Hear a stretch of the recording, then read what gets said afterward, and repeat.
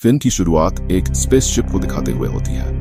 पूरी research team इस spaceship में है और सभी यात्री नई साल की नींद के बाद जागेंगे। इस स्पेसशिप का मिशन था कि पूरी टीम को पृथ्वी जैसी एक ग्रह पर ले जाना है, 29 साल दूर। अब इतनी लंबी यात्रा के दौरान इंसानों की उम्र नहीं बढ़ी, इसलिए पूरी टीम को विशेष मशीनों में रखा गया था जिन्हें स्लीपिंग चैम्बर कहते हैं। इन मशीनों में सभी लोग गहरी नींद में थे, अपने शरीर की संरक्षण और यात्रा के समय को सुरक्षित रखने के लिए।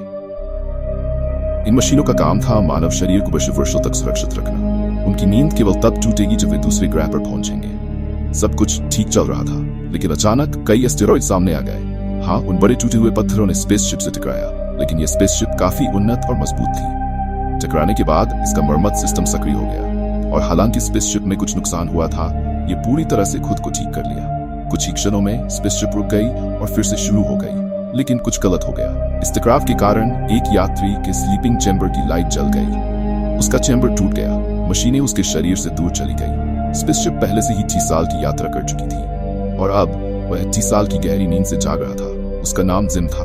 पहले उसे चक्कर आ रहा था, लेकिन थोड़ी देर बाद वह पूरी तरह से सामान्य हो गया। जिम उस हॉल में जाता है जहां सभी यात्रियों को यात्रा पूरी करने के बाद इकट्ठा होना था, क्योंकि यहाँ एक बैठक होने वाली थी। लेकिन जाहिर है इस हॉल में कोई नहीं था। वह पूरे स्पेसशिप में दूसरे यात्रियों की खोज करने लगता है, लेकिन उसे कोई नहीं मिलता। वह अकेला था। वह मदद के लिए कंट्रोल रूम में जाने की कोशिश करता है, लेकिन उसका दरवाजा बंद था। इसे केवल एक कंट्रोल रूम सदस्य या टीम के सिर के आईडी से खोला जा सकता था। खोया हुआ महसूस करते हुए जिम सिस्टम से अपने स्थान के बारे में जानकारी लेता है, और जब उसे पता चलता है कि स्पेसशिप अब भी अपने गंतव्य से 90 साल दूर है, 90 साल, वो बहुत दुखी हो जाता है। वह चलने लगता है, निराश महसूस करते हुए, जब उसकी नजर कुछ पर पड़ती है। उसे लगा कि उसने एक और इंसान देखा, लेकिन जब जिम पास जाता है तो वह एक ह्यूमनॉइड रोबोट निकलता है। उसे एक उपकरण मिलता है और वह अपने स्लीपिंग चैम्बर को ठीक करने की कोशिश करता है, लेकिन असफल रहता है। निराश होकर वह कंट्रोल रूम में तोड़फोड़ करने की कोशिश करता है, लेकिन दरवाजा इतना मजबूत था कि उसे तोड़ना संभव था। आगे बढ़ते हुए जिम देखता है कि स्पेसशिप के अन्य फंक्शन भी खराब हो रहे हैं, लेकिन वह इसके बारे में अब तक नजरअंदाज कर देता है। जिम रोबोट की तरफ निराशा में मुड़ता है और कहता है, मुझे ऐसा लगता है कि मैं स्पेसशिप में सदा के लिए फंस गया हूँ। कोई मेरी मदद नहीं करेगा, मैं यहाँ अकेला मर जाऊंगा। रोबोट ठंडा और शांत जवाब देता है, ये तो मनुष्यों की कमजोरियां हैं। वे हमेशा वही चाहते हैं जो उनके पास नहीं है। तुम्हें जो है उसके लिए कृतज्ञ रहना चाहिए। ये शब्द जिम को गहराई से छूते हैं, इसलिए वह स्पेसशिप में मौजूद सभी चीजों का लाभ उठाने की कोशिश करता है।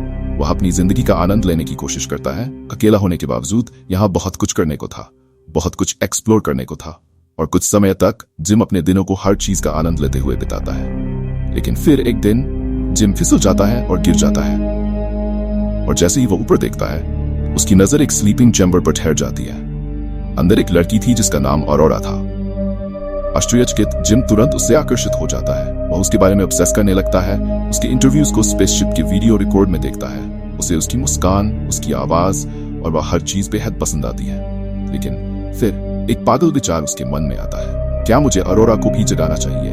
उसे पता था कि यह गलत था, लेकिन अकेलापन और निराशा उसे मजबूर कर देती है। सोच विचार के बाद वह निर्णय लेता है, वह उसे जगाएगा। उसके बाल और दाढ़ी बहुत बढ़ गई थी, इसलिए जिम उन्हें काटता है और अपनी उपकरण के साथ वह अरोरा की चैम्बर में जाता है। वह सिस्टम को हेरफेर करता है, चैम्बर के माध्यम से एक करंट भेजता है और इससे अरोरा जाग जाती है। इससे पहले कि वो समझ पाती कि क्या हो रहा है, जिम जल्दी से भाग जाता है।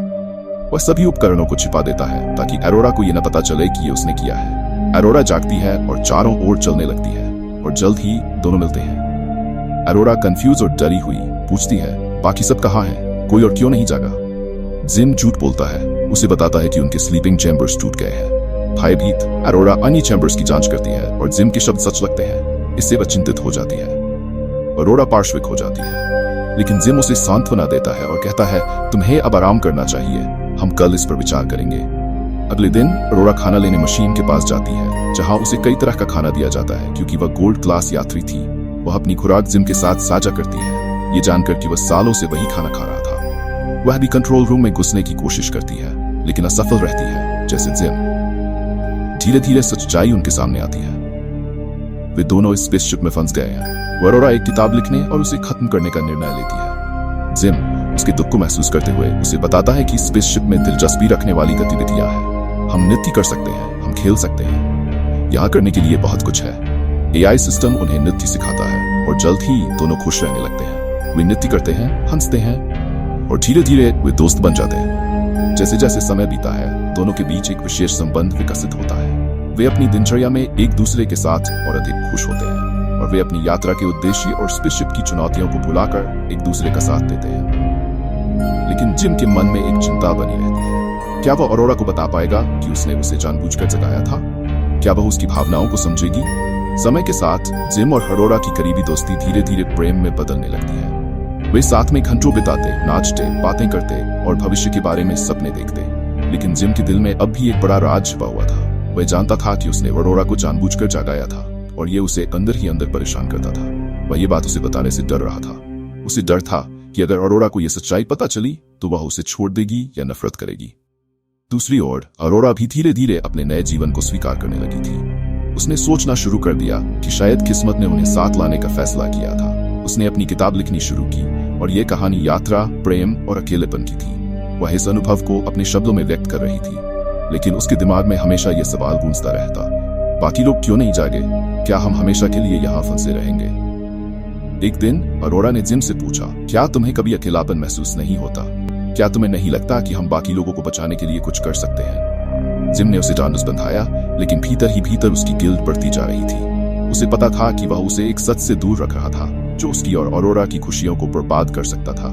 वहीं दूसरी ओर जब वे जांच करने गए तो उन्हें यह देखकर आश्चर्य हुआ कि उनकी टीम का मुखिया भी अपनी स्लीपिंग चैम्बर से जाग गया था। मुखिया को भी खराबी के बारे में पता चला। वह अपने RDC कंट्रोल रूम का दरवाजा खोलता है और अंदर जाता है ताकि वह देख सके कि और कौन कौन सी खराबियां हैं। लेकिन जब उसने जांच की तो उसे कुछ भी नहीं मिला। क्या हो रहा है? क्यों यह सब इतना जटिल हो गया है? उसने सोचते सोचते अपने सिर को सामने रखा। हमें यह पता लगाना होगा। पास रखे उपकरणों को देखती है और उसे स्लीपिंग चैम्बर के साथ की गई छेड़छाड़ के संकेत मिलते हैं। पहले तो वह हैरान रह जाती है। उसे समझ नहीं आता कि जिम ने ऐसा क्यों किया होगा। लेकिन फिर जब वह उससे आमने सामने सवाल करती है तो जिम उसकी आंखों में देखता है और सच कबूल कर लेता है। उसने बताया कि कैसे उसने अकेलेपन की वजह से उसे जगाया था। यह सुनकर अरोरा का दिल टूट जाता है। उसे महसूस होता है कि उसकी जिंदगी जिम की वजह से बर्बाद हो गई। उसने एक मौका खो दिया, शायद किसी और जीवन को, किसी और ग्रह पर जीने का।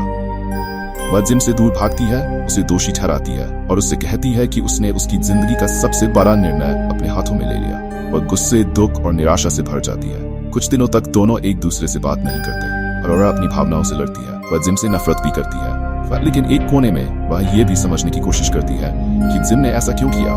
उसने जिम के अकेलेपन और उसकी दुखद स्थिति को समझने की कोशिश की, लेकिन फिर भी उसके दिल में एक खौफ था जो भर नहीं पा रहा था। तभी अचानक स्पेसशिप में एक बड़ी खराबी आ जाती है। एक महत्वपूर्ण सिस्टम फेल हो जाता है और अब स्पेसशिप का रखरखाव करना बेहद जरूरी हो जाता है। अगर इसे तुरंत ठीक नहीं किया गया तो वे दोनों स्पेसशिप के साथ ही मर सकते थे। जिम और अरोरा दोनों को अब एकजुट होकर इस समस्या का सामना करना था। जिम और अरोरा ने सिस्टम्स की जांच शुरू की।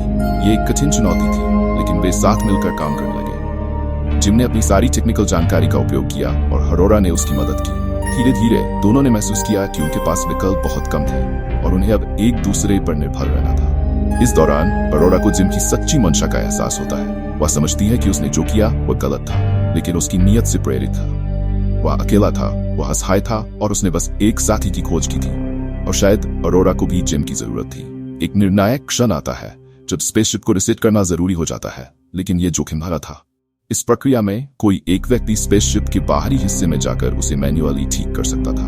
अरोरा और जिम दोनों ये काम करने के लिए तैयार हो जाते हैं, लेकिन जिम उसे रोकता है। वह उसे बताता है कि यह उसकी गलती थी और अब वह इसे ठीक करने के लिए जिम्मेदार है।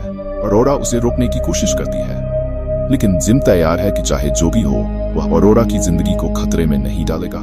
जिम स्पेसशिप के बाहरी हिस्से में जाता है, जबकि अरोरा अंदर से सिस्टम मॉनिटर करती है। कुछ संभावनाओं के बावजूद जिम काम को सफलतापूर्वक अंजाम देता है, लेकिन वापस लौटते समय वह अचानक बेहोश हो जाता है। अरोरा उसे बचाने के लिए दौड़ती है और अपने सारे साहस के साथ वह जिम को सुरक्षित वापस ले आती है। जिम को बचाने के इस संघर्ष के दौरान अरोरा को यह महसूस होता है कि उसने जिम को माफ कर दिया है।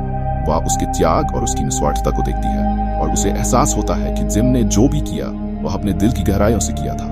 उसने अरोरा को एक दूसरा जीवन दिया था और अब ये दोनों का कर्तव्य था कि वे इस जीवन को सार्थक बनाएं। अंततः स्पेसशिप सुरक्षित हो जाती है और दोनों एक बार फिर साथ होते हैं। इस बार उनके बीच का रिश्ता पहले से कहीं ज्यादा गहरा और सच्चा होता है। उन्होंने अपनी गलतियों को स्वीकार किया और एक दूसरे को समझा। अब वे अपनी आने वाली यात्रा को साथ मिलकर जीने के लिए तैयार थे, भले ही वह यात्रा लंबी और कठिन हो। वे जानते थे कि एक दूसरे का साथ ही उनकी असली ताकत थी।